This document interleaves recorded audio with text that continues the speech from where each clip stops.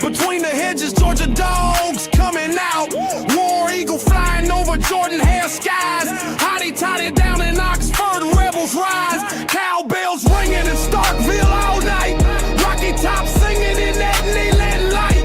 Anchor down Vandy, black and gold pride. Gamecocks crowing in Columbia loud and wide. Saturday light, y'all know the deal.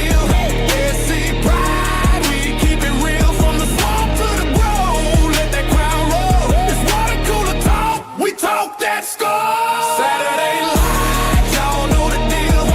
SC pride, we keep it real from the swamp to the grove. Let that crowd roll. It's water cooler talk, we talk that score. Gators in the swamp, chomping all day long. Saturday nights in Death Valley, that tiger strong. So we Razorbacks, crowd calling the hogs. Blue Reds battle Wildcats, bringing the dogs. Show me Miss Zoe, black and gold fight. Boomer Sooner running on a Saturday night. Hook 'em horns, burnt orange in the sun. 12th man standing, Aggies get it done.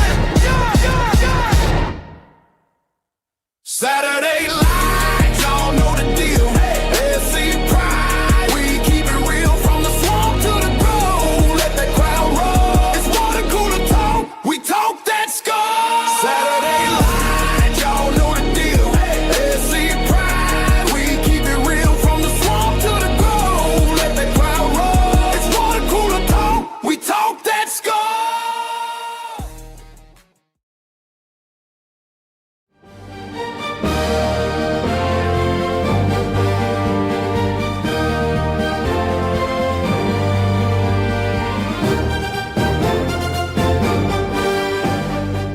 Welcome to this presentation of Water Cooler Talk Sports. Yeah, man. Yep. Ladies and gentlemen, we are here. It's your guy, Nick Frazier, one half of Water Cooler Talk Sports, and the other man, you can't see him, but you can hear him. Tell him who you are, boss man. Man, it's your boy Marcus Fitzpatrick. Let's go. Let's get it. Yes, sir, man. We appreciate y'all so much, man, for rocking with us here around the water cooler. Ladies and gentlemen, thank y'all so much for helping us get to 1,100 subscribers here at Water Cooler Talk Sports. Thank you so much, man. Hand clap for you all, man. Thank y'all so much for continuing to rock with us here around the water cooler.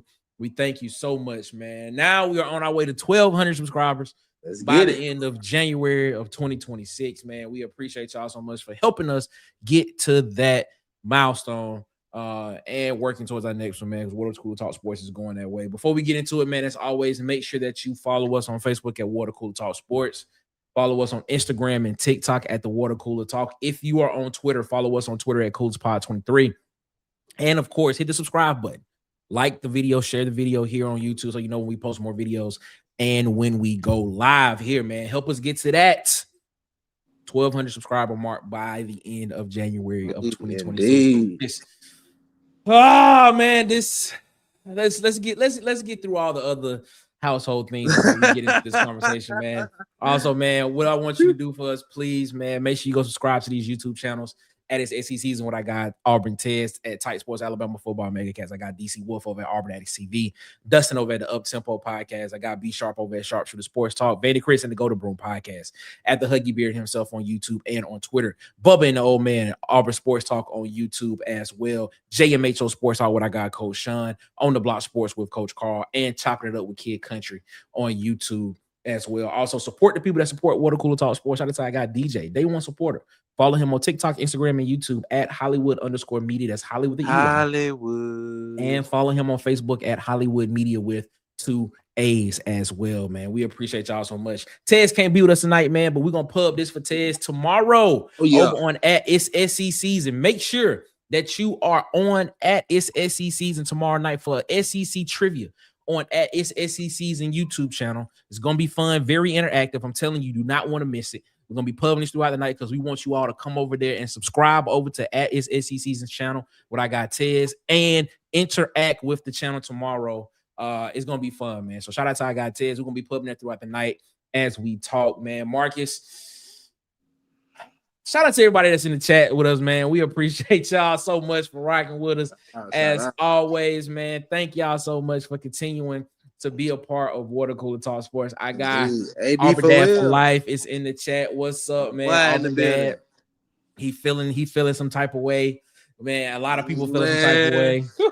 At the Huggy Beard himself. Shout out to the Huggy Beard, the Rooster Matt, the legend of Sweet Sugar Bow Williams rocking with us. Billy McGee is in the chat with us tonight. Billy?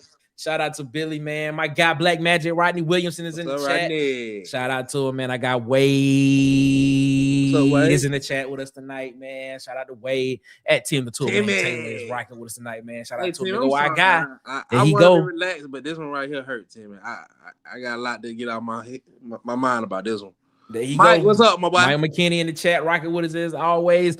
Hey, TJ is in the chat with us tonight. What up, TJ? How you feeling, man? Hope you doing all right. The Auburn Thaw is rocking with us tonight as well. Guy. Shout out to I got the Auburn Thaw rocking. Let's get it. Let's go. I see what you're doing, the Auburn Thaw. I see you. Jay is in the chat, rocking with us. What's up, Jay? How you feeling? Will what my boy is in tonight, the chat. Man? What's up, with him, he'll probably pop in a little bit. Trust me, he'll probably pop in a minute. Shout out to our guy Phil. He told me that was gonna happen. I feel some type of way. Teresa in the chat. What's up, Teresa? How you feeling, man? Teresa. 5 Adam is in the chat, rocking with us as always as well. We appreciate y'all so much, man. There go my guy, Bass Shaker TV. Shout out to Bass Shaker TV, man. Shout out to him. We'll get that fish fry going one day, man. Shout out to him. Is that Lucchese Carter? Am I saying that right? Shout out to him. He rocking in the chat with us as well, man. We appreciate you, man. Shout out to all y'all, man. Grunt Musickin is in the chat. What's up? No, Grunt USMC. That is the United States Marine Corps is rocking with us as always. Hey, man, thank you. We appreciate you so much for that, man. Robert Smith, Marcus' number one fan. There he is, rocking with us in the chat. There he is. C Hall in the chat. What's up? Sweet Stuffer 256 is in the chat with us tonight. What's up, my guy? How you feeling? What's up, Sweet Stuffer, man? How you feeling, man? Cam is in the chat with us tonight. What up, Cam? How you feeling, my guy, man? I appreciate y'all so much for rocking with us. Fellas, ladies and gentlemen, tonight's show is about y'all. If y'all want to vent, tell us how y'all feel, what y'all think about the show. We're going to give as many people opportunity to come on and talk and give them the opportunity to vent or say how they actually feel about the news. We don't even have to say the news. Everybody knows that Cam Coleman has announced his intentions to enter the portal. Some people, there is a large majority of the Auburn fan base that is emotional right now.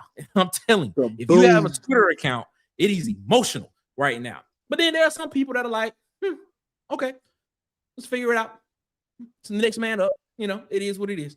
But we're going to talk about it tonight, and we got 2 guys that's going to come in and chop it up with us to start the show off. Ladies and gentlemen, from at Chopping It Up with Kid Country, everybody know him as Edward. What's up, Edward? How you feeling, man? What's up, Edward? All right, I think he muted. He gonna come in, and of course, ladies and gentlemen, it is everybody's. Everybody know him. Everybody know him because every time he come in, I give him his intro, Mr. 21. Can you do something for me? Ed Darby rocking with us. What up, Ed? How you feeling, man? Yo, what's up, guys? Can you hear me? We got you. What's up, Ed? We got you. And then, of course, man, my guy, he told me that he was gonna come in tonight and talk because he had some things he wanted to say. Shout out to everybody's favorite trucker. It is Wade in the chat. What's up, Wade? How you feeling, man? So, Wade, what's going on, gentlemen? Can't call it. What's happening? Listen, I got my drink here. I'm gonna let y'all go ahead and I'm gonna let y'all take it first. Marcus, you up first. Tell us how you feeling.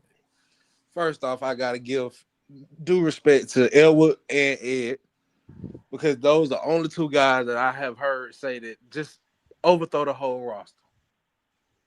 everybody else was screaming, if we keep Durkin, we keep roster retention. We kept Durkin, we lost everything else.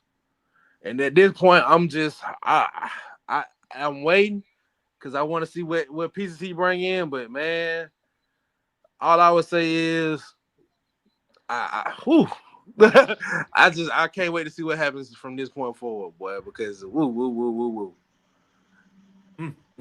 Because I really want to say if he doesn't succeed at Auburn, which I'm praying he does, Lord, let's get that clear. I want him to succeed.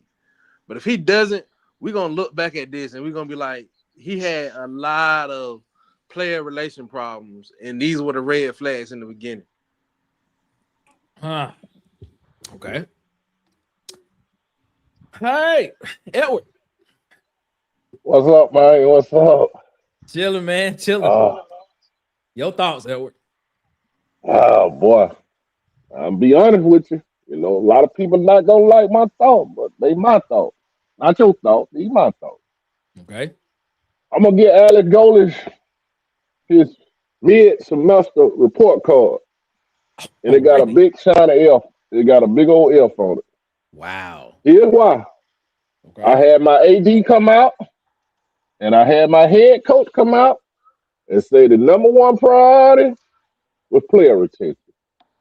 Yep. You failed miserably. I mean, I'm just being real. You failed miserably if that was your number one priority, player retention. Okay. Now, here's the thing. I'm going to grade you on the curve.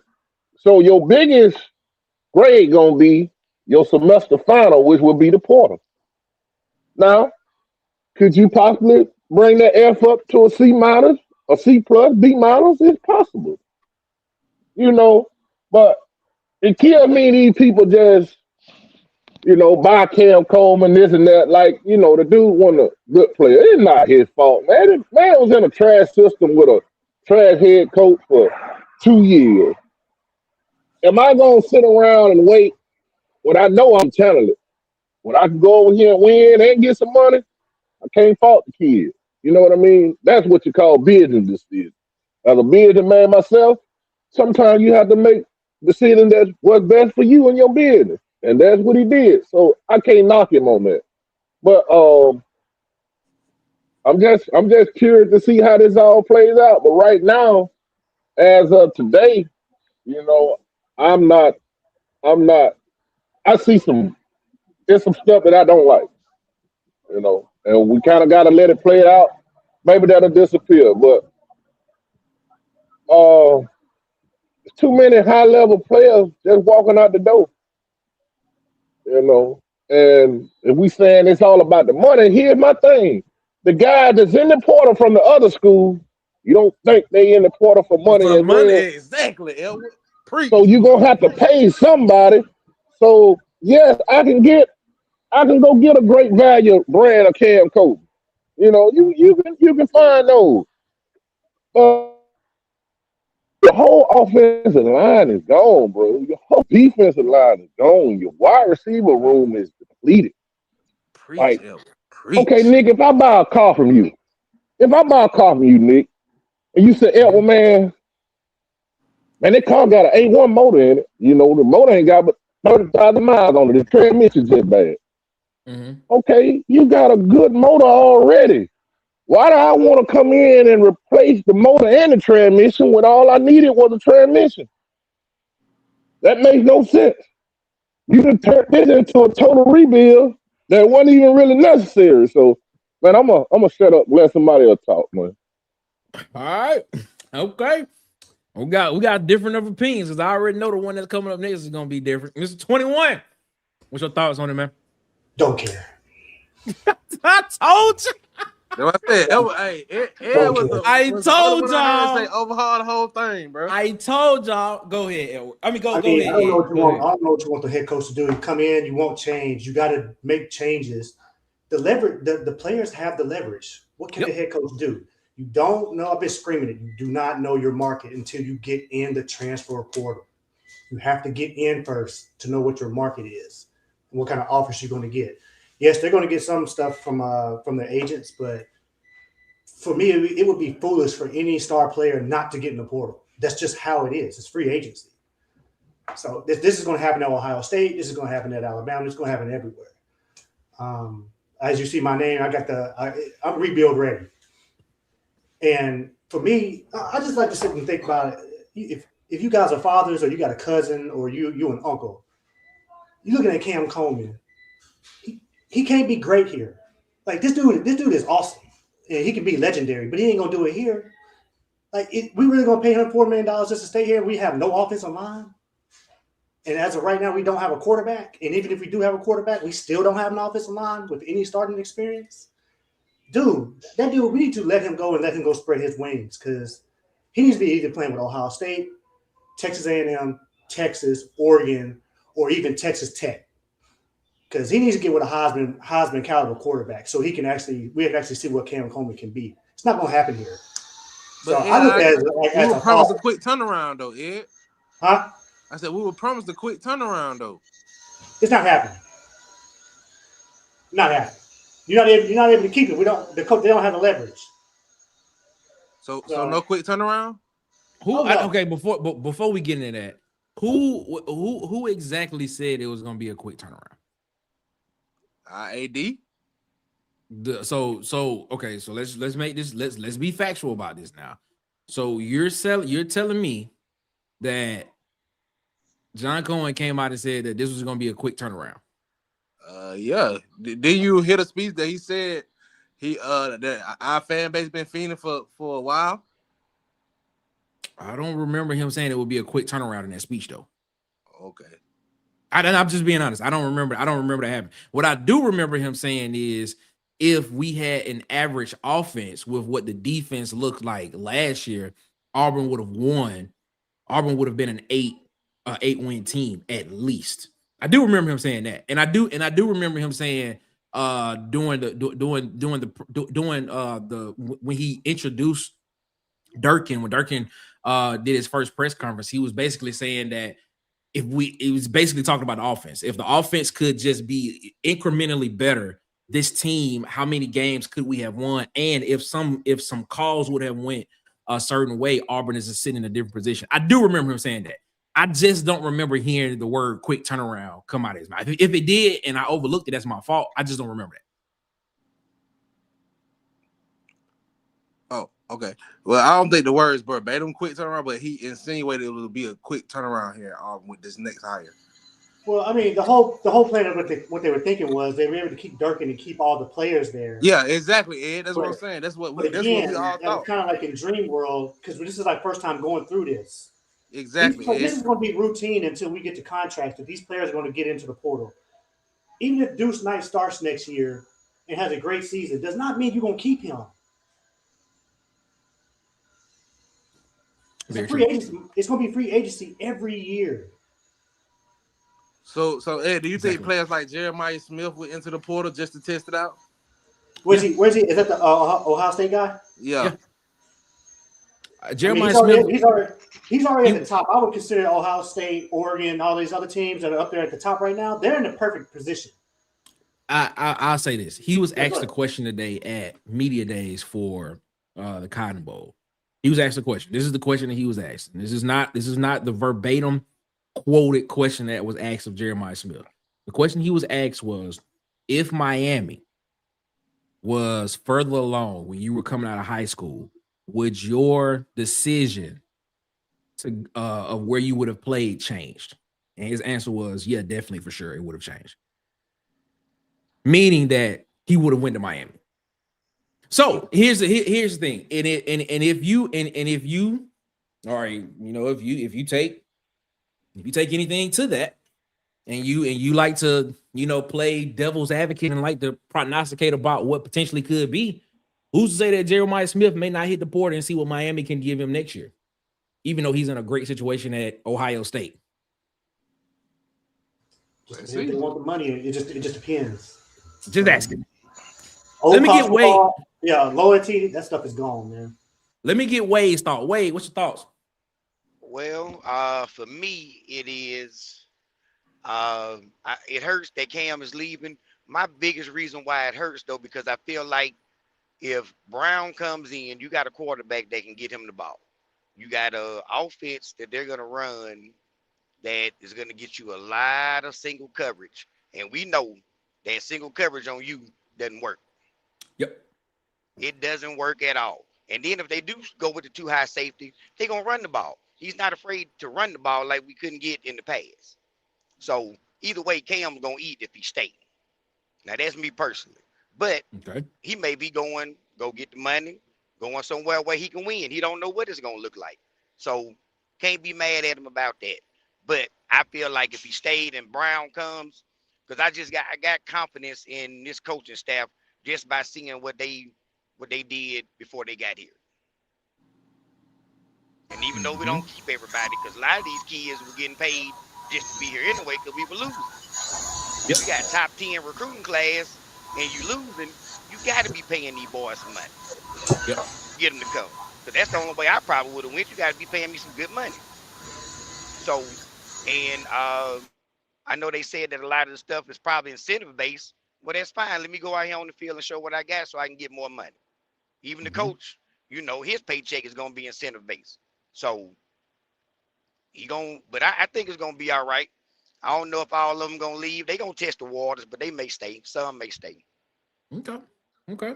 I'm gonna bring in one other guy. Ladies and gentlemen, y'all used to know him as Fire Freeze. His name now is the Auburn Thaw. It may change. We don't know. But I'm about to ask him right now. Ladies and gentlemen, the Auburn Thaw. How you feeling, my guy? What's up, Arbitha? I'm pretty good. How about you? I'm feeling Good, great. Feeling good, great. good. What are your initial reactions Hold on on one, tight, y'all. Cam Coleman deciding to enter the transfer portal? Well, I had an initial reaction. It was kind of like Mr. 21's over there. Okay. I don't care. Why should I care? Man. And then I thought about it a little more, and I started thinking, good.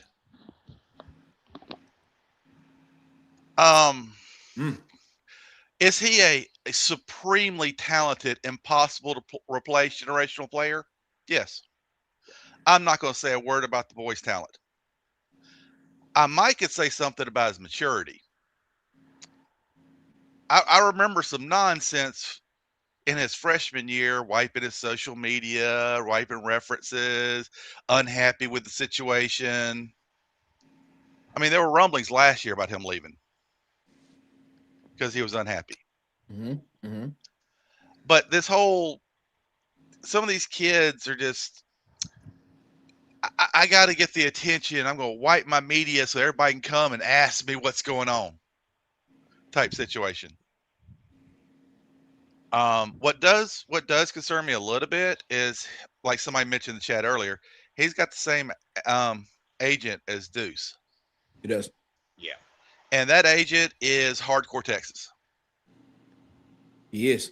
He's a Texas alum. He probably wants them both to go to Texas. He does.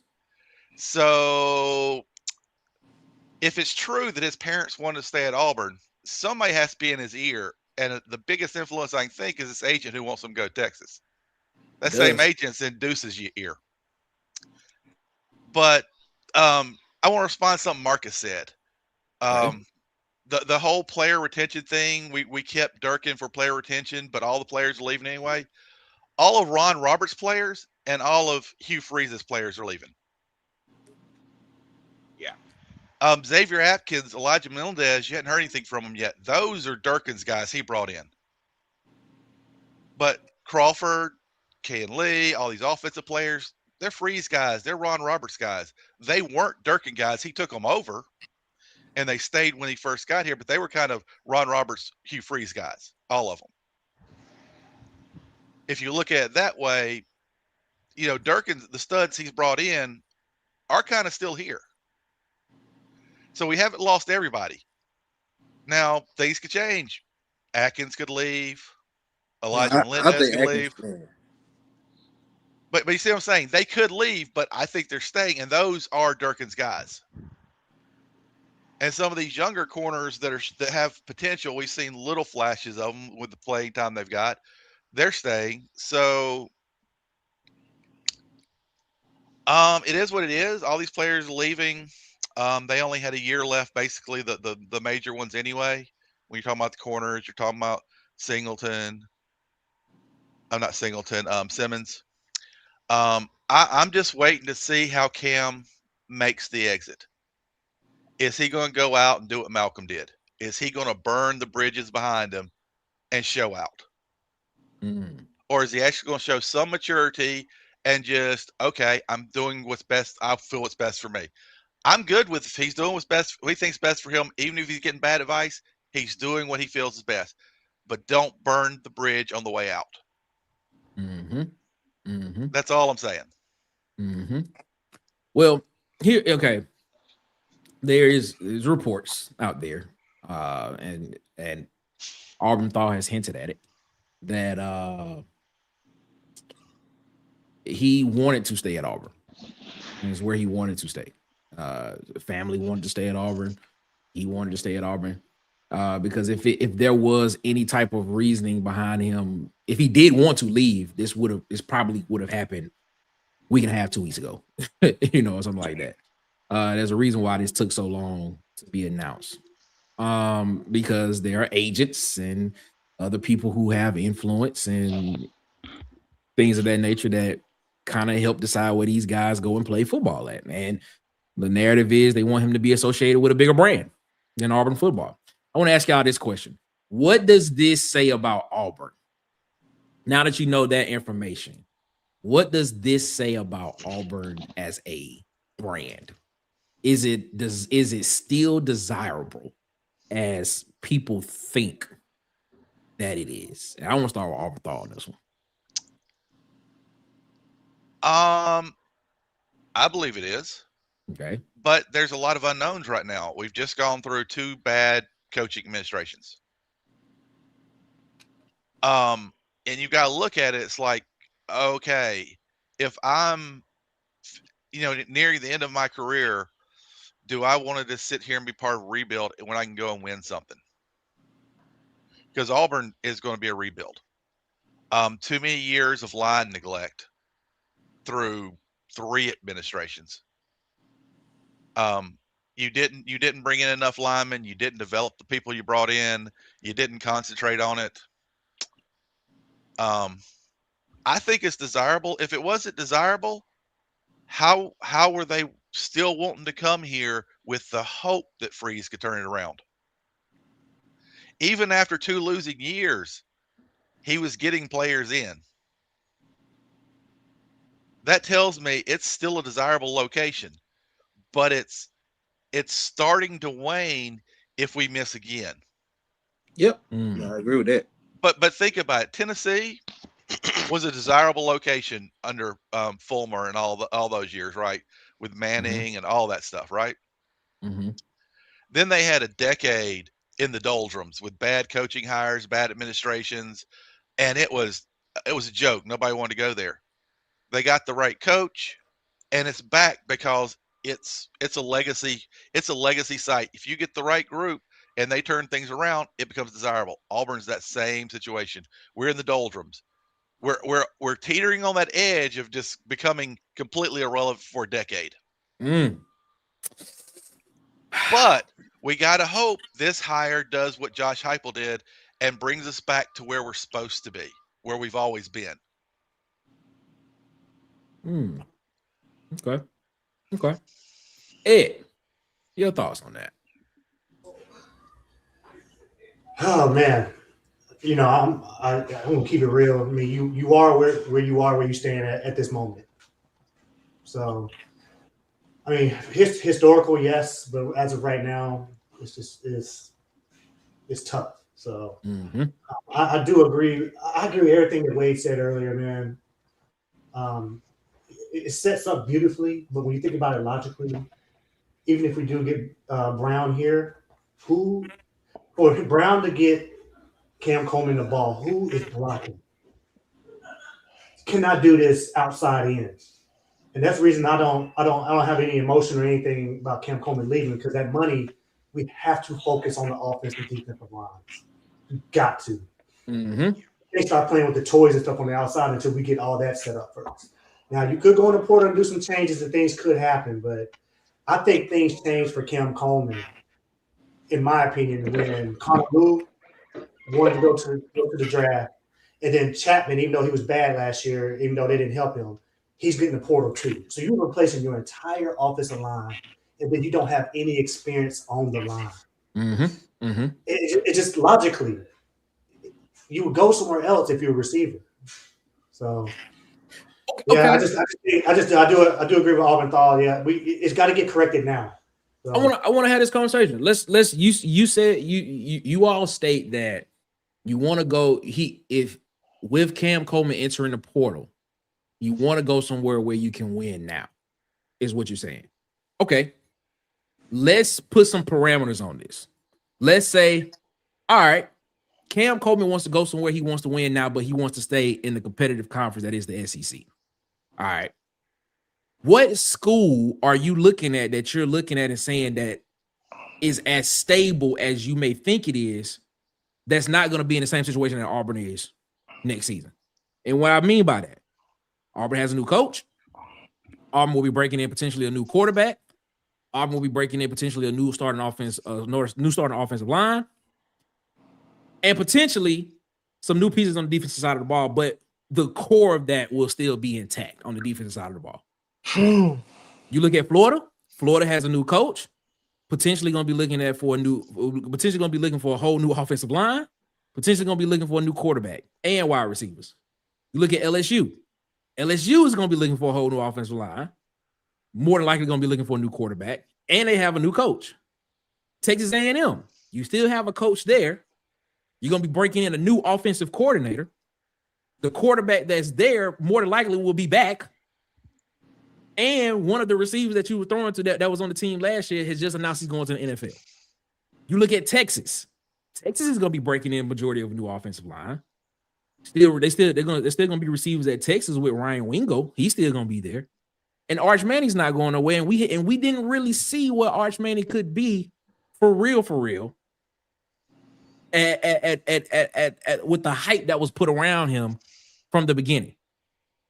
The only team that I could think of where he can probably step in and be, well, two teams that I can think of off the top of my head, where you can step into a situation and be ready to compete with a team that'll be ready that will actually be upgraded and have more experience, would be Georgia and Tennessee.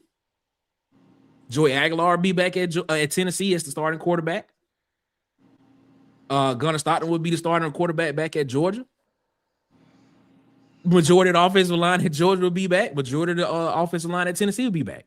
Those are the only two options that I could think of outside of, well, really the whole SEC. Other than that, what other schools? I mean, we mentioned Texas. We mentioned Texas A&M. But if that's where his desire, if that's the desired destination that people around him want him to go, why not stay at Auburn? I'm asking you that question, Marcus. I should have said it at the end. Oh. My bad. I meant to say Marcus.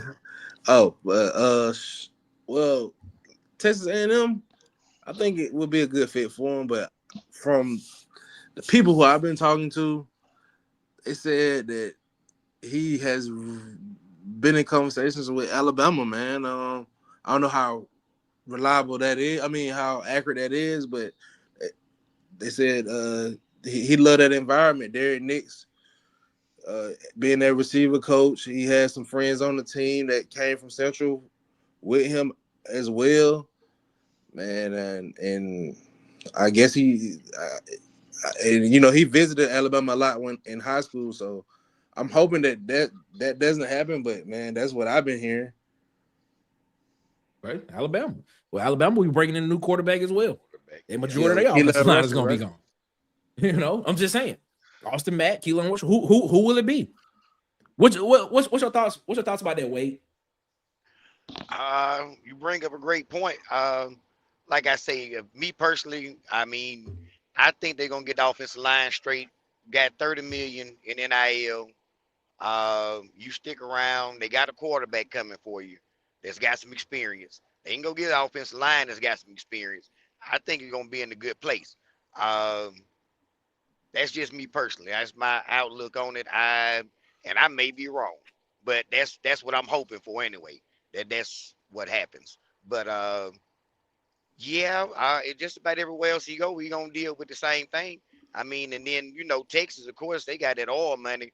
We can't compete with what they'll pay him out there if you want to go. So now when we need offensive line, so that's where most of the money needs to go is offensive line, defensive line. Got to work on the trenches. It all starts right there. And Eric Singleton stays, hey, good enough number one for me. Hey, you got some other young kids, man, and then you may get a guy from South Florida that want to come. That's good enough. I mean, you don't have to just be Cam Coleman to go out here and win, because they didn't have a Cam Coleman at Tennessee. He didn't have one in South Florida. So, I mean, and they still won ball games. That's what it's all about. Next year needs to be at least 8 wins. Okay. All right. 8 wins. 8. At least 8 wins. At least 8, because I know the defense is going to be fine. They can go get some corners, and I hate to see some of them guys go, but like you say, those are Freeze guys and Ron Roberts. You got some good guys coming up. They've been getting a lot of playing time. I think we'll be all right. So, because just like last year, we could have had anywhere from 8 to 10 wins last year with just an offense that could go out there and just move the ball. Above average. A lot of those pieces gone, Wade. Hey, Nick. Yes. What pieces? Can I tell you an unrelated story? Yeah, go ahead. But when you get done, I want Edward to jump in and give me his thoughts on that too when you get done. Yeah, I can't wait to hear Ant's insight because he knows more than I do. But do you keep up with Braves, Atlanta Braves, at all? Vaguely. Several years ago, they had a star first baseman named Freddie Freeman. Yeah, I know Freddie Freeman is. Yeah. Everybody thought he was going to be a Brave for life, and then when free agency came up, he signed with the Dodgers, and everybody was shocked. You know what happened about a year and a half later? Ronald Acuña Jr.? No. What? What's on? What happened? Freddie Freeman came out and he said, I discovered the reason I signed with the Dodgers was because the Braves just wouldn't give me a decent offer. Not even close. I was willing to stay there for a less price the Dodgers offering. They just wouldn't give me an offer. Well, they offered him. The agent just took those offers and filed 13 of them and never showed them to him. Really? And that came out. He signed with the Dodgers because his agent went, I'm going to get something more for him going over there than staying here. So I just ain't going to show him these. It's hilarious. It's completely funny unrelated. No. It's funny you say that. It's funny you say that because Edward may want to talk about this because I'm gonna tee this up for Edward. Billy McGee said this is a chat from Billy McGee. He said it seems like they're lowballing these guys because of Hugh Freeze couldn't win and develop them. Is what he said. And after that, Robert Smith came back and said, I think the new coach will get backlash if he doesn't hit the portal and spend lots of money and connect with quality players, not does, like we have seen like Jackson and Chaplin. Now I'm gonna say this. Then I want Ed to come in and I want Ed to give us his analysis on this. This is what I say. It's not the fact that Auburn does not want to spend money. It's the fact that Auburn wants to spend money on proven production. Is what it is. I'm gonna give you Cam's numbers. These are Cam's numbers. 93 receptions, just over 1,300 yards, 13 touchdowns in 2 seasons at Auburn. You compare that to Jeremiah Smith, who has, I think it's just about the same number of receptions, but almost 2,000 yards receiving in 2 seasons, and well more and a lot more touchdowns than that. And this is who he's being compared to. He's being compared to the top guy in college, and he's being compared to him talent-wise, but production-wise, the numbers aren't matching. So when we talk about when you talk about the money, Auburn it feels as if Auburn is lowballing players. No, I'm almost certain that's not what happened. I think it's more of this staff is willing to pay for proven production. And the number is out there of what they were offering Cam is out there. And I'm gonna say it was north of $2 million that they were offering Cam to stay, is what it was. North of $2 million.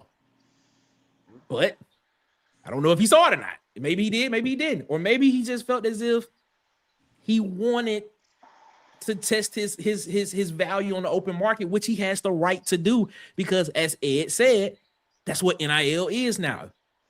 Teams and schools do not have the leverage anymore. If you remember back in the day, if a guy wanted to transfer, the coach had to sign off on where the guy could go to school at, where he could transfer to. Doesn't happen anymore. The transfer portal changed that. And then now NIL has just made it that much better. Now it has created an open market to where guys can basically find out what their value is. Ed, your thoughts on that? Well, man, I'm gonna go back to your first question that you asked about Auburn being appealing. No, it's not. Whoa, Ed. Whoa, don't say that, Ed. Don't say that too loud. I'll be real with you. I know, I'm just messing Think about the age group, that you recruit. They never seen Auburn win, man. It's a good point. It's a great point. They never saw Auburn win. All they know is Nick Saban. You know, I got young children. I got a 15-year-old daughter. I got a 19-year-old son. They laugh at Auburn. They said, "Daddy, why you an Auburn fan? Y'all suck." That's just the reality. Wait a minute. Whoa, wait a minute. I mean, it hurt my feeling, but then when I think about it, I'm like, damn, man, we do suck. We've been sucking for the last 10 or 15 years. Let's just call a spade a spade. Hey, Ed, what did Jake Curry say? Ed? We losers. We some losers, man. There it is. And he was right. But then you got a guy. See, here's what I'm skeptical about a guy like Golders. He give me the Gus Malzahn vibes. Just stick with me. Oh, don't say if that. I'm a guy like Cam Coleman, it's a gimmicky offense, bro, that doesn't translate nowhere to the NFL. Nothing about this offense translates to the NFL. So if I'm a Cam Coleman and I'm a top recruit, nothing about this offense translate to the next level. It's a gimmicky offense with the wide splits and all that. You don't do that in the NFL. So do I want to go play in a Sarkisian post-style offense, guy that can call plays in NFL? Or do you want to go Alabama, that offensive coordinator? He can call plays in the NFL. Guys that can actually develop you for the next level. Nothing about this offense says NFL.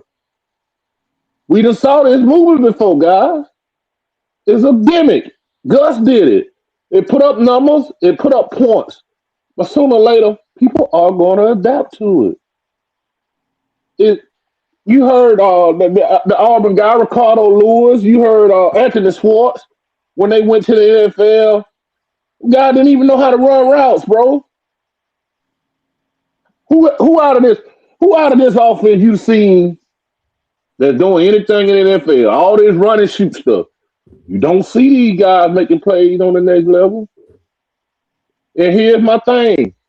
And, you know, I'm not just trying to be down on it, but I call a spade, man. Mm-hmm. You know, you are what you are. And right now, we just a bad. We teetering on the brink of a place that none of us really ever imagined Auburn could be. But we right there. So, you know, when you look at this, and it's all about perception. And a lot of folks not going to agree with this. But Golington started out about worse than he could possibly start out. Mm-hmm. Mm-hmm. Damn near when it comes to the roster retention, because what's happening, you already had a level of apathy in the Auburn fan base. Mm-hmm. I mean, damn, you get a new coach, and the apathy look like it's getting worse among the fan base. Okay, well, let me ask you this question. Let me ask you this real quick, because I got to bring somebody else in. Where I want to get your thoughts on this. I see Sweet Stuff is saying he want to get in. Sweet Stuff, if you go to the top of the chat, the pin comment at the top of the chat, hit that link. You can come in. We'll get you in. Do you not think you saying the apathy in the fan base? I call it the Auburn PTSD. I agree with you there. I think it is just because of the fact that Auburn has not been winning games or winning at the level that, you know, Auburn fans like of a certain age. And when I say of a certain age, I'm going to say 28, 29 and up can remember. You know, because if you about that, if you around that age, you remember, you should have some type of inkling, a glimpse of what 2000 to 2007 was, and even before that, some people that were born fat should know what Auburn was and things, stuff like that, you know, and all types of that. But do you not think that even though you don't think it could get bad, like I'll give my thoughts on this because I want to hear everybody else's thoughts, but I want to get it. You don't think, is this bad? Is this really that bad in the grand scheme of things? In the bigger here's what I think. Is this really bad? Here's what I think. It's either to do something when ain't nobody looking. You was able to rebuild South Florida when nobody looking, bro. When nobody looking at you at South Florida. It's either to do something when ain't nobody looking. But now, you on the big stage, bro. You in the SEC. It's all eyes on you. So everything you do get magnified by 100 times more than what it was at South Florida. So you already got people, oh man, he need to win 8 games, 10 games. That's what I'm be seeing. I said 6 and 6. Because now you really see this is a true rebuild. Yep. Completely. Okay, hold up. Before we get into that, the narrative that this was not going to be a rebuild, in my opinion, and I stated this on some shows before, I thought it was a false narrative because every time you have a new coach, you never know what could happen when a new coach is hired. Well, it's a false narrative. He put that out there. There was this narrative that came out of just basically saying, if we do, and it was stated at the beginning of the show, if you do keep Durkin and you bring in this guy as the offensive guy, because that's basically what he is. He's been an offensive coordinator. If you bring him in, everything should just keep rolling, not knowing that when you look at what this guy wants and the specific type of player he's trying to get, a lot of these guys don't fit that. Like, he should have said that. He should have said that. He the one that said he was in win now mode. He said that in his press conference, and he still could be. He still could be in win now mode. He can still win with the guys that he can bring in the portal. Because we're reacting to this in the moment. But you don't want to pay the guy that's on your roster. You think they want to pay the one that's in the portal? Those guys looking for the same thing. I think they want to pay for production. He feels like he can do more with less anyway. So he's going to come in. Not in the SEC. That's a loser mentality. We're going to be losing. If he feel like he can come with less and out-coach Kirby Smart and all of these guys that got talent, you're not going to do that, bro. You're not going to consistently do that. No, less with more. It's not less with more. I think he wants to pay for production. Is what I believe he wants to do. I mean, and I teed it up for you. I said Cam Coleman has been compared to Jeremiah Smith, right? Jeremiah Smith, he has been compared to Jeremiah Smith. Jeremiah Smith has just about the same number of receptions as him, almost more than 2,000 yards receiving, and more touchdowns than Cam Coleman in 2 seasons. Cam Coleman, 93 receptions, just over 1,300 yards, 13 touchdowns. They're being compared. Well, how can I make a true comparison when Cam Coleman played in the damn Hugh Freeze offense with Peyton Thorne, man? How can I make that comparison? When I seen what he could do in the last 3 games with a legit from Kansas State. Yeah, but that's where you got to go to when you think about it. Like if it's incentive based and you are that good, me personally driving this truck, I know my worth. So if I'm gonna go somewhere, you can put the incentive on there because that's no problem. I can make that happen because I know me. Yeah. So you got to put that in, dude. It was folks that worked at Cisco in the warehouse. They production. It's going by how many cases you can pick on how much money you make. Them boys make $80,000 working in the warehouse because they in there getting it. They believe in what they doing. And Cam is great. Don't get me wrong. We're not. I want to say this. We are not sitting here saying Cam Coleman is bad because I sat here and said I still believe when Cam Coleman was recruited, I said at that point in time, Cam Coleman could have went in the second round, if not late first round of the NFL draft. And I still believe that. He's that type of talent. I believe that. But when you look at the numbers, based on what we've heard from what these guys have told us, what Joel Gordon has said, what Alex Golesh has said, what these guys have been saying in written articles and interviews that they have done, they are literally looking at the numbers. They're looking at it's not a fact of them not paying, not wanting to pay. They want to pay for a proven production that they know, like, okay, if you done that, there is a standard, there's a floor that we know that you should be able to attain once you get on this team. Is what they're saying. Yeah. And the way that those guys were being paid, you looking at the numbers, and the numbers are saying that number don't match what the production is saying. It's all I'm saying. That's what I'm getting from it. Man, I take Cam Coleman production in the SEC. I take Cam Coleman production in the SEC over South Florida production, bro. G5 production. Not all production is the same. Man, okay. I just get that he want all his guys in, and he wants to run his program how he wants to run his program. And I let him run the way he want to run it. And y'all gonna be on here fussing arguing it. Man, I'm finna go, man. I'm finna go to bed, man. We gotta be patient. We gotta see what he get in the transfer portal. We gotta give the man a chance. We gotta give him a chance, and then we gotta remember too. Everybody keeps saying South Florida. This was the same man that called offense at Tennessee when they were putting up numbers on everybody, and didn't even have a Cam Coleman on that team, or even the Eric Singleton. I mean, he had one receiver that they went to all the time. And that was it, But I mean, and then you got a quarterback coming in. I just think people are taking it a little too far. Just be patient. Wait till the portal opens, because we don't know what we may. Yeah, that's what I'm saying. Let's see what our roster gonna be like. So it's not like the only players we got are the best players in the country. There's some more of them out there too that just may want to come in. It's not a problem. Florida, but they coming from the SEC, because some of these schools, they're not getting they're not playing like they want to, so they want to go somewhere else. No, it's not. It's not a problem. That's not a problem. It's not a problem. I just look at it and I just feel like when we talk about the money part, because this is where it gets murky at, and this is where it gets convoluted when people talk about it, like not wanting to pay these guys.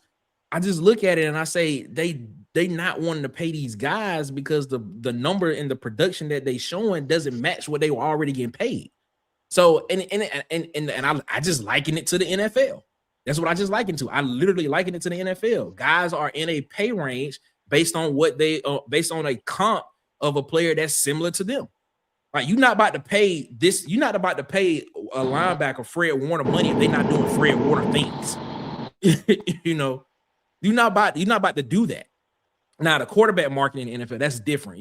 They reset that market all the time. That's probably the outlier and the anomaly. But when you look at a position, and I use linebacker for a position as a comp, just because that's just probably not one of the highest paid positions in the league. Like Fred Warner, if I'm not mistaken, is one of the highest paid linebackers in the league, and he's earned it because of what he's done on the field. Everybody's not getting paid that, but his numbers show that.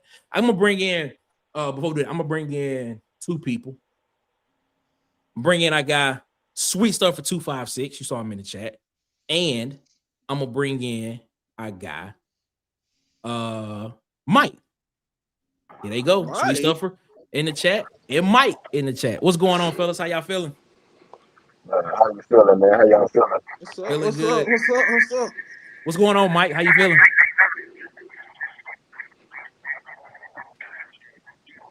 Mike, can you hear us?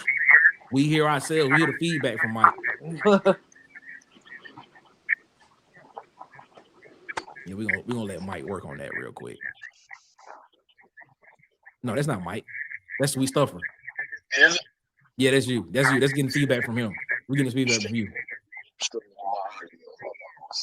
Because I was gonna let you go ahead and say what you gotta say, because I know you said you had something you wanted to go ahead and get off your chest real quick. I do, man. Can y'all hear me? Can you understand me? Yeah, we can hear you, but we're getting a little bit of feedback from you. Let me see. Hold on. Go ahead and work on that. I'm gonna bring in Mike real quick, and then we're gonna get this thing. Is that better? There you go. Yeah, we got you right there now.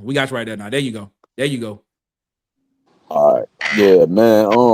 I think everybody being a little emotional. And because winning will put a halt to all of this talk about one player. And don't get me wrong, Cam Coleman is a great player, right? Yep. But if Cam Coleman wants to leave, that's his right to do so. There are guys. One thing Hugh Freeze did do well was recruit. There are guys over there waiting on opportunities. Sam Turner's still there. Bryce Kane is still there. From what I understand, from what other people on the inside say, that the staff really likes Bryce Kane. Y'all, Bryce Kane was a dog in high school, y'all. You know Baker what I'm High saying? School. He was a dog. He was an animal, and he's got elite speed and agility. Like, he just hasn't really had a chance. And so, all of this, so Golish, I have no issue with a coach coming in and saying, hey, this is what we're gonna do. You know what I'm saying? Cam Coleman, I think about his future also. But Golish's job is to get Auburn going in the right direction. You know what I'm saying? That's his job. So putting all his eggs in one bag, I don't blame him. We need a line. You know what I'm saying? There are plenty of other things that we need. You know what I'm saying? So we need to give Alex Golish a chance. And my man, Jalen Hyde played in that offense, and he looked pretty good to me. You know what I'm saying?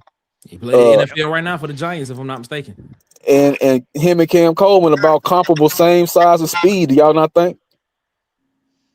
Yeah, we're about the Close, same. close to it. Yeah. So, I mean, I'm saying, like, Cam Coleman gonna be good either way he went. It's just like Malcolm Simmons. Malcolm Simmons can go somewhere else and drop passes. You know what I'm saying?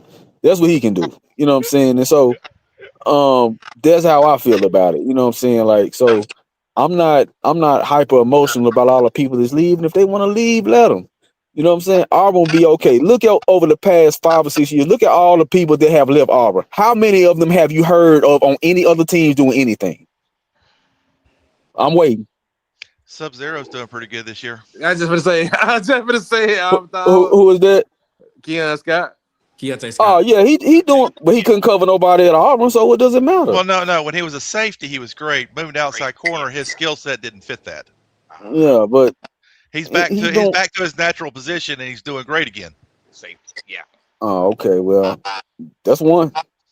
You know what I'm saying? So I'm just saying, like, we need to give Golish a chance. I like the way the man talk personally myself.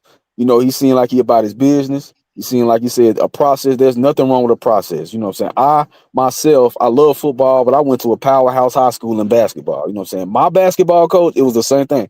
Process. You know what I'm saying? So I'm gonna reserve my judgment and wait and see what happens. I know it's a year away from now, or whatever it is, but I'm just gonna wait and see what happens. And I think everybody should get a man a chance. You know what I'm saying? And see, because I mean, we can say the offense was gimmicky or whatever, but they was number 2 in total offense this year? I think they was number 2. Yep. I think they were. Okay, so and plus, if Byron Brown comes to Auburn, we will be a problem. Quarterback play. We can say what we want to say about Hugh Freeze, right? But at some point, the talent got to fulfill its end. You know what I'm saying? At some point, talent should be able to overcome a drop pass, a broken tackle, just whatever. And to be honest, over the past couple of years, we have not seen that. We have not seen anybody going above and beyond really since Xavier Atkins. Maybe who was my man that was there? Asante, all of them guys that was there. Ain't nobody went above and beyond. Am I lying or am I telling the truth? Hey, I ain't saying nothing. I'm letting everybody vent. I'm letting everybody vent. I'm just listening. Yeah, I mean, that's just how I feel about it, man. I think people being a little emotional, thinking, hey, because I listen to this stuff all day, man. I work what I do for a living. I listen to it all day. I be tripping. It's dude, come on, man. Let's get a man a chance. A man been on the job for 2 months. You know what I'm saying? It will be okay. Auburn will be okay. I do believe that. Yes, the cupboard is not bare. All right. I want to hear Mike. Mike, what you got to say, man? What's up, y'all? Can you hear me? Yes, sir, Mr. Mike McKinney. Man, pretty much. I don't feel any type of way about Cam leaving. The one thing I can say about Alex Golish is he told us 2 things. He gonna come in and eval, and he gonna come in and find out who wants to be at Auburn and who don't want to be at Auburn.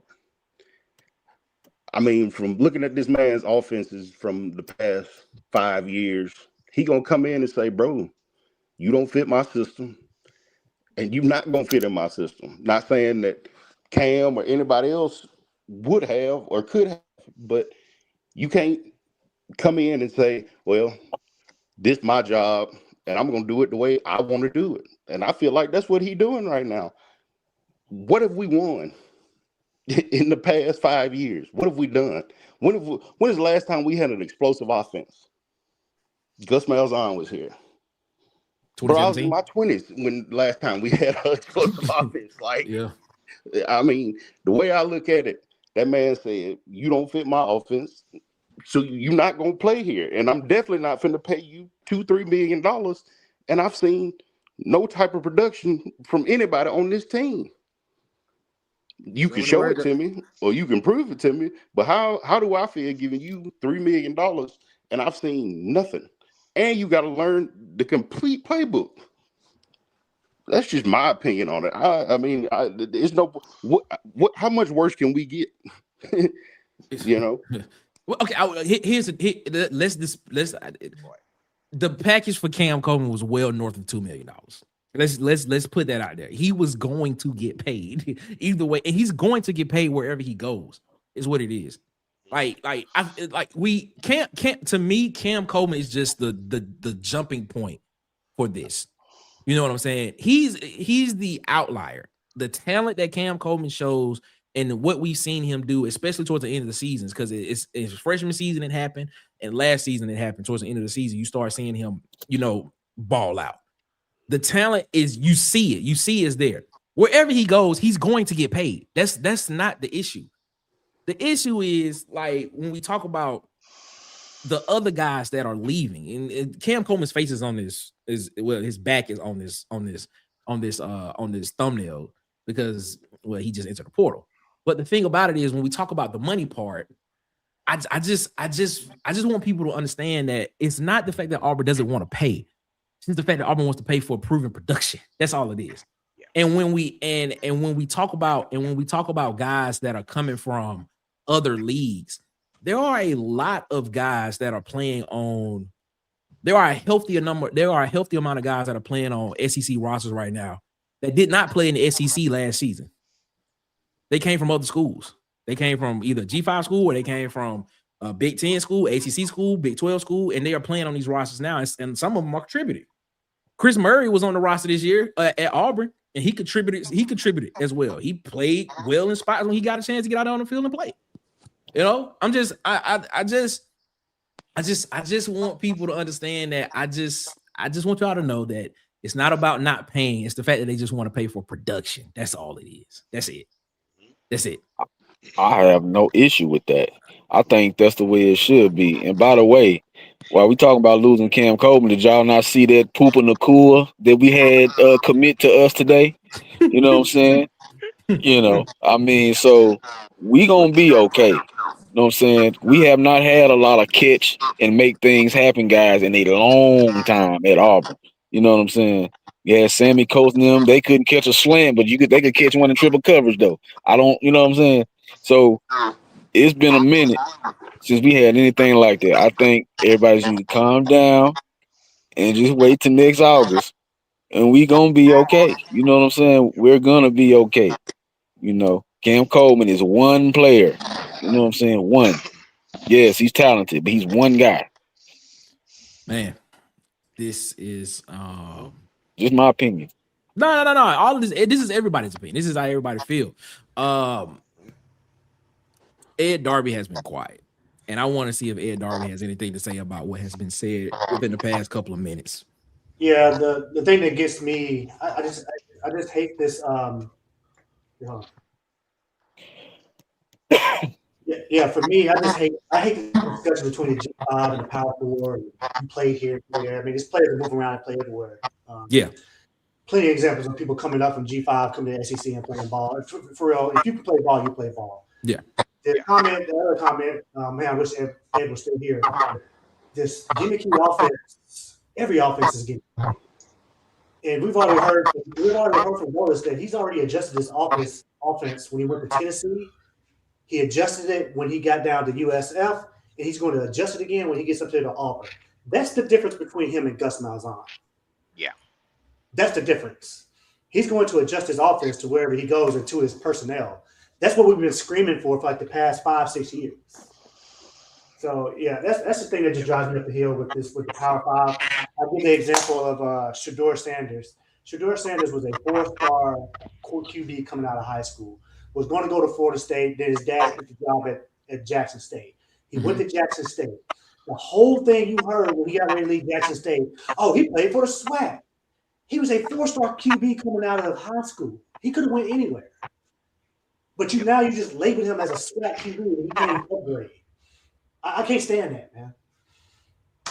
So yeah, that's a great point. It's just like, with Shedeur, even with a garbage offensive line, no time.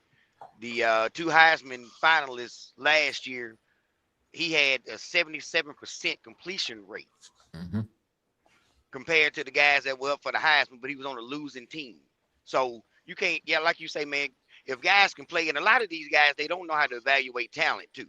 So let's go there, because a lot of these coaches, I have seen some piss poor evaluations when it comes down to talent. Because I can see a kid and you can tell whether he can play or not, and he'll be sitting on the bench, and then once he gets in, where did he come from? He was a 2-star coming out. He's been this good all along. You don't know what you're looking at, because a lot of them don't know how to develop. So you get kids coming in. You want them to come in ready to be able to do your job for you. This goes back to the other show. I was on a holiday, so I can call it. This goes back to your other show, Nick.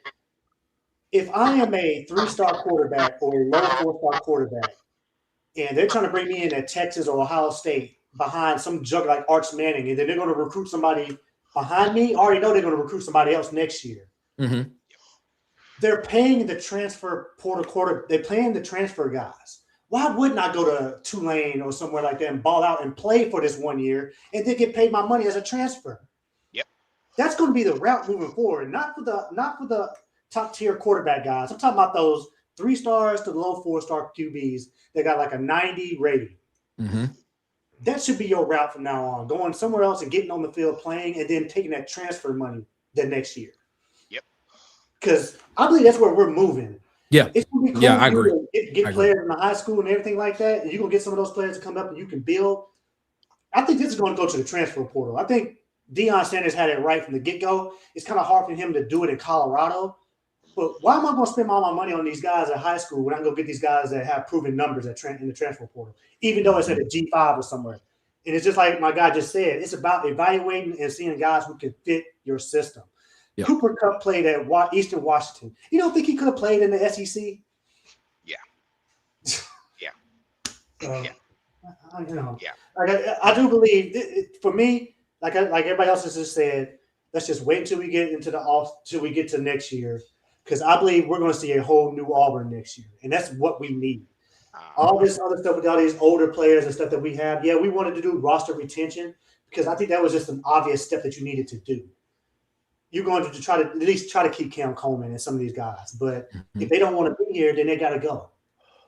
I just don't want the narrative to be that they were not trying to keep Cam Coleman.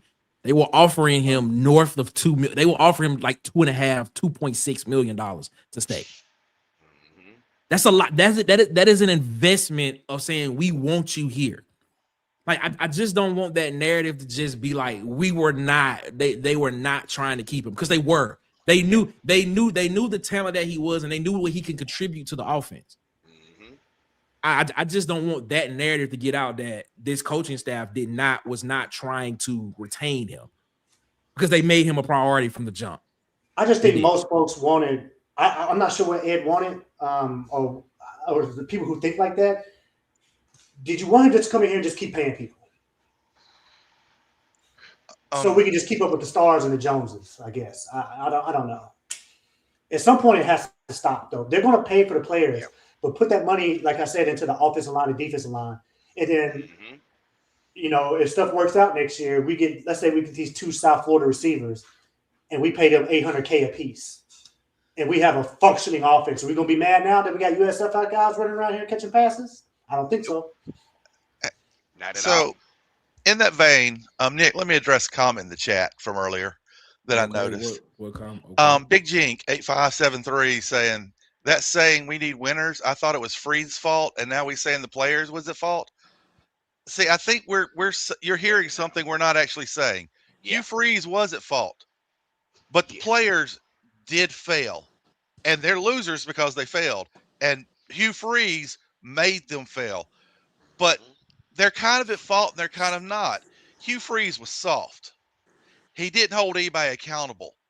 Players didn't have that desire to achieve because they weren't held to a standard of achieving. So that's when you got in there and people were like, and if you watch Ike from the War Report breakdown film or some other people, you'll see it's like the play's right there and they drop the ball.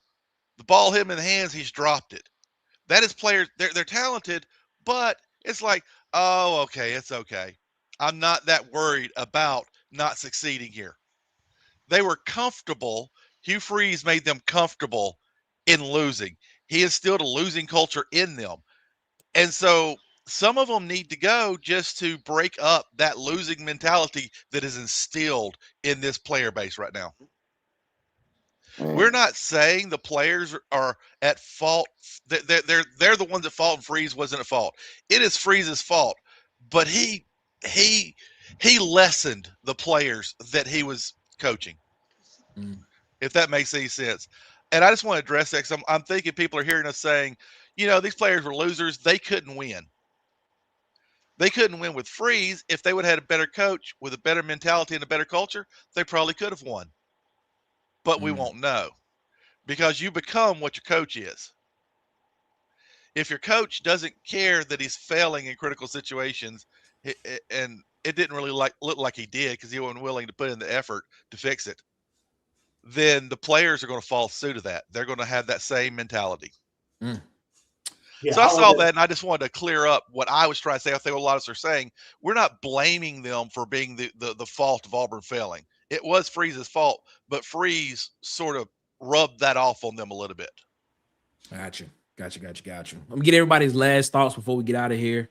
We get Auburn thought first.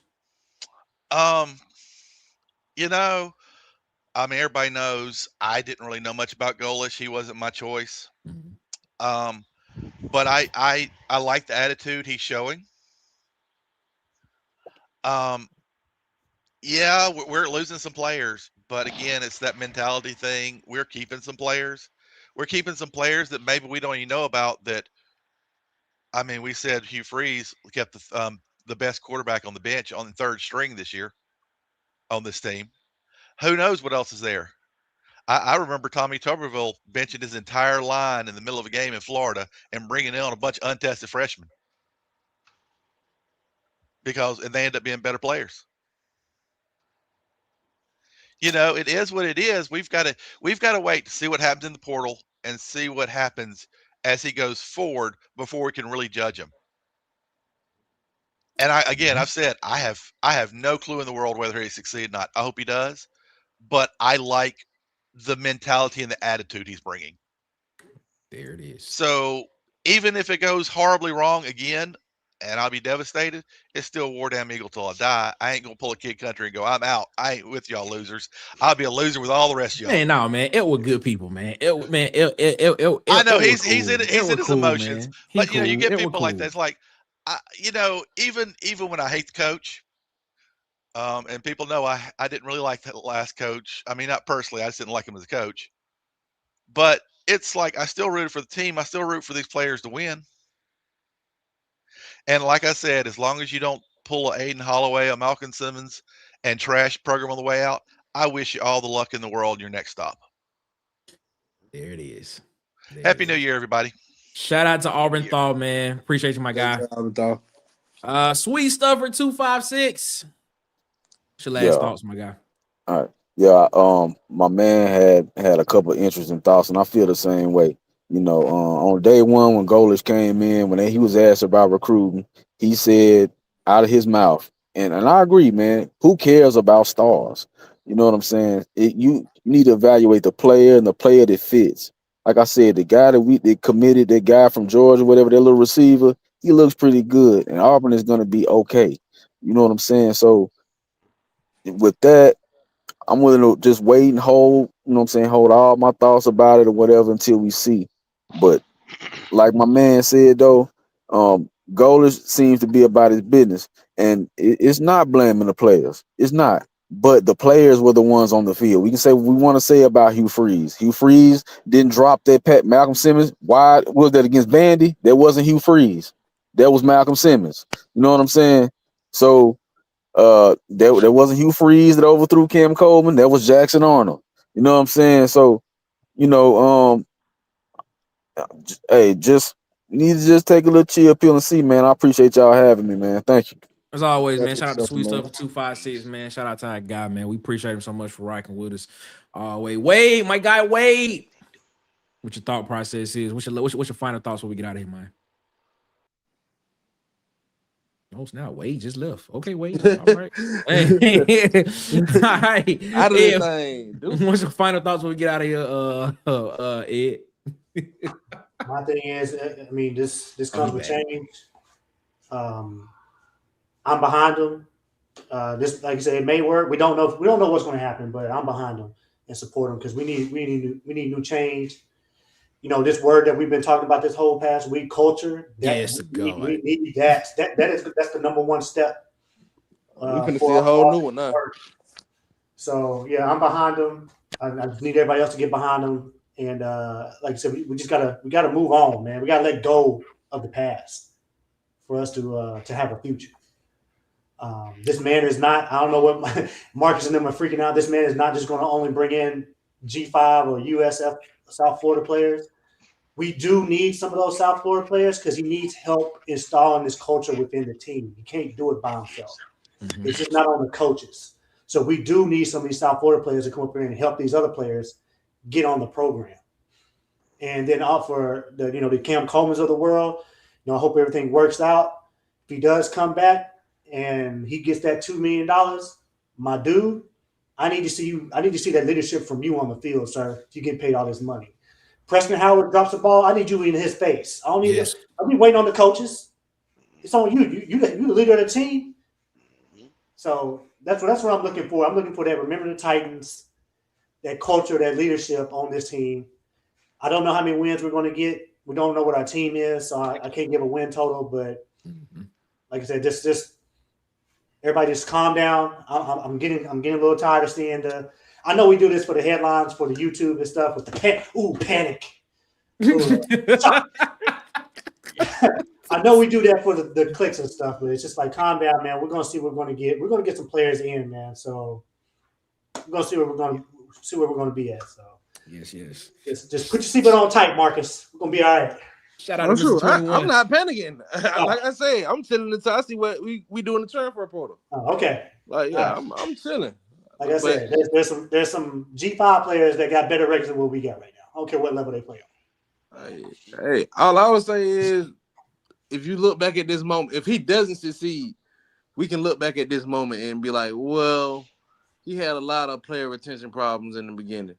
But I'm with everybody else. I want my guy to succeed, and it's too early to tell. So I'm not really worried right now because it's a lot of time, guys. It's a lot of time. The transfer portal ain't even open up yet. Yeah. So I'd rather see us fail doing another avenue than just we're just going to continue to do what the previous staff's doing, overpaying, and then see what we can do moving forward. I mean, you're not really changing the culture then. You're fighting against it. Yeah. But like I said earlier, because it's a message that's going around from Ashton Daniels on the internet right now about his communication with Goalish. And Goalish was blunt with him. He said he wants his people in place. And I think just not with Ashton Daniels, I think that's his message across the board. He wants his people. And he wants people who's going to run his program and trust his process. And like he said, wants to play up under him and wants to play for Auburn. And this is not new. Alex Goalish actually said this in a press conference. He said in a press conference, I don't really trust the people in the building right now. Yeah. So he said it was hard for him to trust people off rip. He said, I don't really trust the people in the building right now. I got my people. This is not new. Alex Golis, he's not one way in public and then a different way behind closed doors, or the opposite around. He the same way. Either way it go. That's all it is. What that message that was in there is the same thing that he said in public to reporters. I don't really trust people. I'm not trusting people all the way around just yet. You know what I'm saying? Exactly. And what like Ed Darby said, well, what's been going on at Auburn, he has every right not to trust people. Exactly. I mean, what CEO going to new company is going to trust what's in there if it's been failing? That's common sense. You got to come in. That's any job. You got to come in, evaluate the employees that's already there, and make the adjustments as they go. So it's just like I see it, and for a lot of fans who are connected to the names that has been on the team, of course it's gonna hurt. But all in all, let's sit back. Yeah, I just don't understand. I just don't understand the surprise. I don't know you, dog. I don't know you, dog. I just don't understand the surprise that roster retention was important, and then he comes in and looks at the books and is like, "Holy crap, we've been paying y'all what?" And now we're struggling to retain folks. Like, so you want him to pay them? Man, it's just the book. It's just the books. He getting up out of there, boy. He getting up everything off the books. Like it's like hey, anything. It's just like anything when you got a new boss coming in. You want the change, but then you don't because you know that you're going to Hey, once he started checking up on lunch breaks, you like, hey, hold up, wait a minute here. I can't wait a minute. Take that extra 15 on lunch break no more. Come here and change some stuff. Don't change my money though. Don't change my money. Make some other changes. Yeah, go ahead. I think it's just par for the course, guys. So yeah, just get on the band. It's about Auburn, man, not about the. Yeah, man. Hey, all I would say is wait till y'all see his roster to cast judgment. The way with this new college football, you cannot get emotional with these players because they can leave at any moment. It's the business. That's true. That's true. That's my recommendation. All right, guys. Shout out to Mr. 21, man. We appreciate that, man. Excuse me. Wait. Yes, sir. So final thoughts before we get out of here, man. Me personally, I would just say, like you say, man, everybody need to chill out. And with the kids, when it comes down to the money, I wish their parents were probably more like me because I've got a 13-year-old at home, Nick, 6'1", 235, just started playing football. You coming to Auburn? So he wants to. Okay, he wants to. So we're gonna find out. And he just started playing football last year. He's in the 8th grade, getting ready to go to the 9th. So he just started. Oh, yeah, he good. He good money. He good money. Perfect time to start. But my thing is, if they come to him and say, well, this is going to be incentive-based with new coach coming in, it's going to be incentive-based on how you get paid. We're going to start you here, but you can get to here by doing this, this, and this. I'm not going to let him get up and run somewhere else. Bro, you a dog. If you a dog, go prove it to him and get this money. Like, that's all you got to do. And once you prove it, that money going to be there. So I think some of these kids, they were used to getting paid by not doing anything. Because with Freeze, I mean, you couldn't do nothing because he wasn't calling. He was screwing up everything. And then when they had a chance, they didn't do their part too, because some of that was on them. You could see when he started looking crazy, they started looking crazy. The whole team just, down in the dumps. And I was like, dog, bro, y'all still in the game, So, like you say, that's that losing mentality. Got to get that out of there. Because if you still got that, bro, you can't play for me. Like, I need, and Dion said it perfectly. You can give me a 2-star dog over a 5-star diva any day. I need you to be a dog. The kid at Ohio State proved he was a dog. He went out there as freshman, even though he got better talent, proved he was a dog. So when we just seen other 5-stars go and don't do nothing, got one across the state. I ain't gonna say no names, but you just got to go out there and prove it, man. Don't keep trying to run and you're running, because I feel like Coach Golis is he gonna bring it around. Like you say, he's honest the same way in public as he is in private. Bro, get in here and work, man. That's what it takes, a lot of work. Nick, the reason why I didn't go off to school to play football in college because I knew how much work it would take in the weight room and dedication, Man, and I didn't want to give it. Hey, ask Marcus about that. And I didn't want to give it. I ain't gonna lie to you. So I didn't go because I knew what it was gonna take. Like, it's not easy. No, I it's got not. away in high school because when you got talent, you can go out there and play. It wasn't no big deal. But you talking about going to the next level, bro, you got to put in some work. Yeah. So, Yeah. yeah. But other than that, man, yeah. Just everybody calm down. It's gonna be okay. Shout out to Wade, man. Wade, be careful out there on that road, my guy. Yes, sir. We'll do, man. Y'all have a good one. Happy New Year, brother. Hey, man. All right now, Wade. Right. Shout out to Wade, man. Alex Brown came in, asked the question. He said, "Where do y'all see him going?" And he asked Cam. If I had to pick right now, I think it's one of the Texas schools. I think he stays in the SEC. I think it's probably either going to be the Texas Longhorns or the Texas A&M Aggies. Because what people fail to realize is when he originally committed to Texas A&M out of high school. That's where he was going. That's where he was going to school. He was originally going to Texas A&M out of high school is where he committed to. And Damian Craig had a lot to do with that. Shout out Damian Craig. Yeah, shout out Damian Craig, man. Shout out to Damian Craig. He had a lot to do with that recruitment. And when that staff changed over, is when Cam Coleman switched his focus and switched his focus back to Auburn. But there's a story to that as well, to where this probably could have, where this whole Cam Coleman situation could have been avoided if a person was hired at Auburn. But we'll wait to tell that story. But anyway, that's where that is. That's where that is right there. Man, we appreciate y'all so much, man, for rocking with us.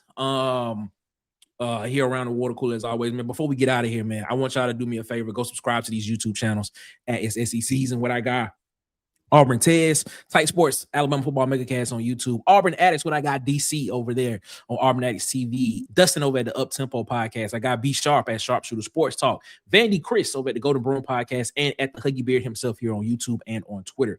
Also, go subscribe to Bubba and the Old Man Auburn Sports Talk on YouTube. Chopping it up with Kid Country. I got Edward. Make sure y'all go over there and subscribe to him as well, man. I got Edward. Also, go subscribe to JMHO Sports Talk on YouTube, what I got Coach Sean, and On the Block Sports with Coach Carl as well. Also, man, support the people that support Water Cooler Talk Sports, man. Shout out to I got DJ, man. Follow him on TikTok, Instagram, and YouTube at Hollywood_media. That's Hollywood. Hollywood. And follow him on Facebook at Hollywood Media with 2 A's. Also, tomorrow, I think it's gonna be 6:30. I think we're gonna be on at 6:30 tomorrow on Tez's channel at It's SEC Season. We are doing SEC football trivia on at It's SEC Season's channel with Tez. So please make sure you go over there and you subscribe, because I'm telling you, it's going to be a very interactive, very, very fun, very, I'm telling you, you don't want to miss it. It's gonna be fun. So make sure that you go over there and you subscribe over to SEC Season. Tomorrow, Tuesday, 6:30 p.m. we will be over there doing SEC trivia. It's gonna be fun. So make sure that y'all tune into that and hit the subscribe button over there at SEC Season, because I'm telling you, the DC calls him the godfather of interactive YouTube.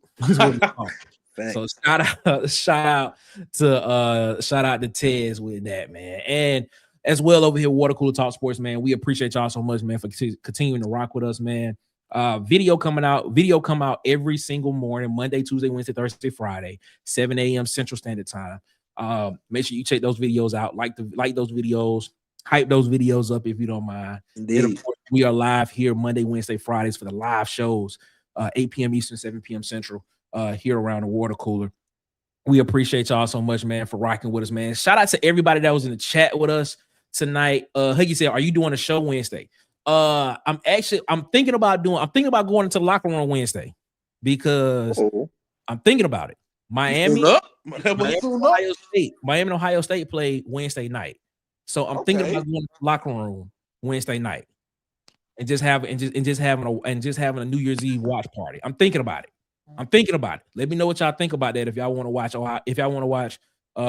watch Miami and Ohio State play together in the college football playoffs. Well, Nick, you know, with my living situation, it's gonna be everywhere around me. That game. I understand. Ohio State game.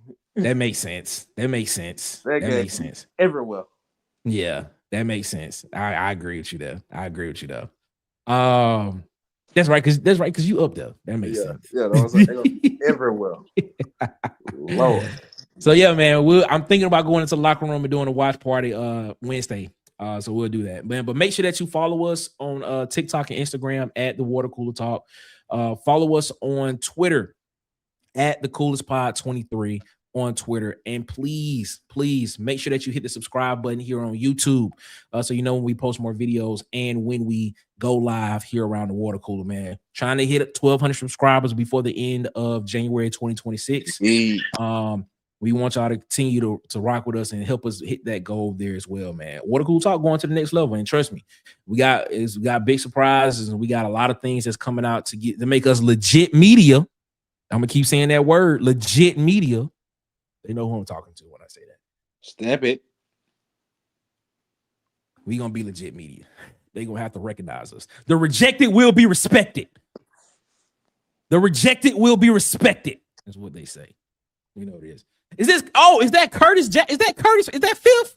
Fifth, you changed your name? Oh, you wait, man. Come on. Man, what's up, Phil? Phil. You didn't tell us you changed your name, Phil. Yeah, that's because we switched coaches. And he changed his name because we switched coaches.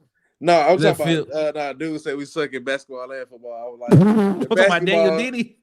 Yeah, like basketball. I don't know why he gave his son the reign, because I don't know. He said that's a watch party. Okay, so they okay. Let's do it. Let's go to the locker room. Do it up, Nick. Let's do it, man. Let's do it. We'll get that thing ready. Is that man? I think that's Fifth, because he said he changed his name. I want to say that. Is that Fifth? Is that Fifth, man? That is Fitty. That's Fifth, man. That's Fifth. Shout out to 50 Cent, man. Phil? Shout out to 50 Cent, man. I'm telling you, man. Why did it change? I know why it changed. I know why it changed, man. Say, what is this name though? That's what I was like. I saw it in the chat, and I was like, "Who is this Sensei?" So I was like, "Who is Sensei?" I was a college athlete, so you know somebody took my test for me. So give me somebody break down this right here for me, please. That's Phil, man. Shout out to Phil, man. Phil, what's going on, man? Phil, this thing, man. You feel what I'm saying? Hey, Phil, why you do puff like that, man? Whoa. I sat there and watched that whole documentary from start to finish. Why you do puff like that, Phil? Why would you ask that with no time left? He need 30 minutes for that whole segment. We don't. It's supposed to be funny, but it is. It's funny. It is what it is. But shout out to Phil, man. We appreciate y'all, man. All right, man. We about to get out of here, man.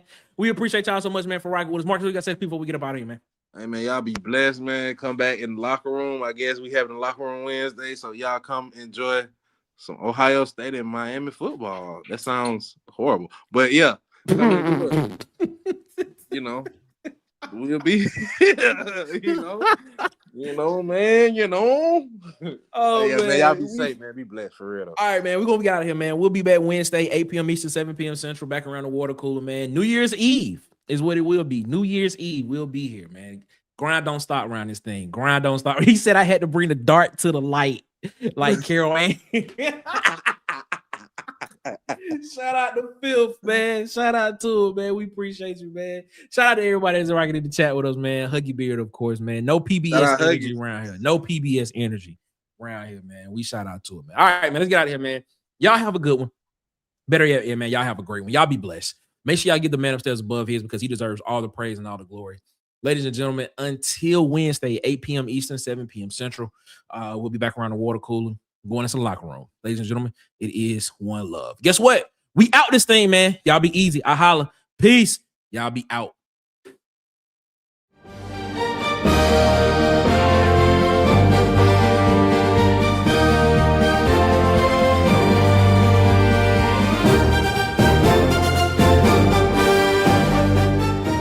This has been a presentation of Water Cooler Talk Sports.